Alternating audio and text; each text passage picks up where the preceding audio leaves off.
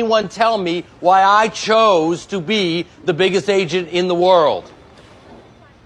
It's so I can stop being a fucking agent. Hey, what's going on? I appreciate you guys taking time out your day to listen to myself, Ronnie, and Garaudy, your local realtor and your mortgage dad. We just love to talk about real estate. And we actually found a cool video that has a lot of information as far as what's predicted to come in this 2024 market in real estate. So let's go ahead and jump into that video. Pay attention, very controversial. Here are the reasons why the real estate market will crash in 2024. We don't have enough Americans that can actually afford housing right now. As of Q2 of 2023, the U.S. credit card debt has surpassed $1.03 trillion.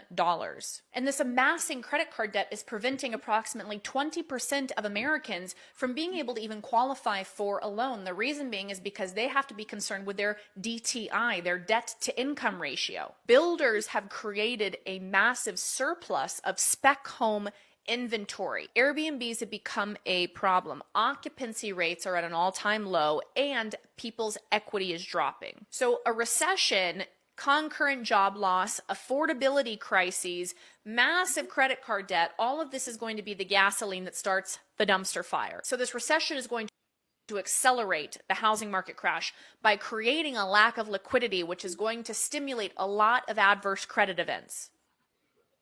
Yeah, that was a lot of information that she just shared. She made it seem like, doom and gloom, like, oh my gosh, the worst is to come in the market. I know we've mentioned this before, and I know you've harped on this also, Ronnie, a lot. This is why real estate is local, which is why it's so important to work with someone locally on what's really going on, because what's going on in Nebraska is obviously different what's going on here in Florida. And she mentioned DTI. I mean, you know about DTI, Ronnie. And this is why it's so hard to be in this day and age. Her arguments and the way she laid it out, like, seems believable. And it seems like, wow, that would 20% of Americans can't afford, so she brings up a lot of good data.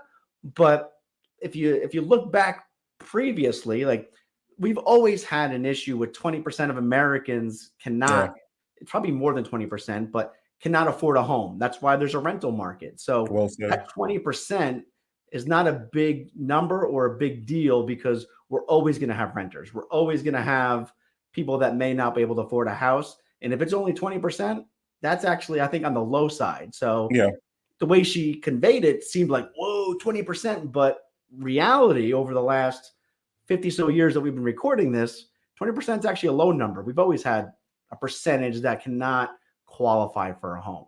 So that was one thing that I took out. And one thing she was throwing out there, the possibility of more job or the other states throughout the country. Unemployment is at a historic low. And, as long as people do have jobs, not only do people have jobs, but we also have corporations moving here and creating more jobs. So that's a huge, of just, nothing to be mindful of, but more so aware of, like, hey, as long as jobs are in place for everyone here in the state of Florida, affordability is a big thing. So we're hoping to see that interest rates do drop. And when they do drop, we also know that's going to just bring more buyers into the market.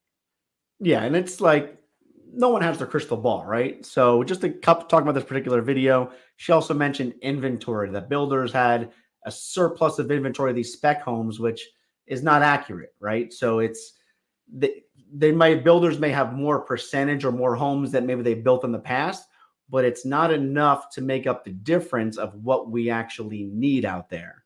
So I'm not sure where, there's a graph, there's a chart. Again, everything seems legit, right? The way she come across but if you just look at the data and really break it down and look at it, credit card debt, agreed, right? We are in the biggest credit card debt we've ever been in, but that's going to be, things cost more, things, whatever. So, but that is not good, right? So that could have some implications on some people getting approved for, but equity dropping, I think that's localized, right? Some people may saw a small equity, but we're not talking a big where it's make or breaking people yet. I have yet to see like 30 to 40% dropping your equity in your property, and that's not happening here in South Florida. Or here if you look at the national averages, housing increased in 2023. It may have only been 3%, 4%, depending on, but it increased. It didn't decrease.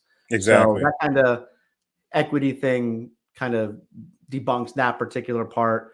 And then recession, you can argue, but I think we are heading into recession. But historically, when you're in a recession and when the government or whatever powers to be say, okay, we were in a recession, it's usually in the rearview mirror. We can say, hey, wow, we were in a recession.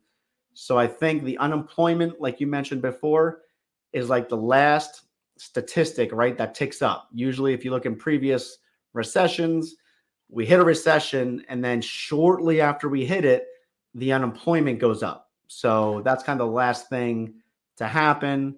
But again, some of the stuff that she mentioned, again, seemed compelling. You know, I would believe her, like, wow, if I didn't know much about it. But if you dig deep into it, a couple of things, 20% of homeowners can't afford a home. It's always been that. Actually, the number is probably higher than that. So that's nothing new.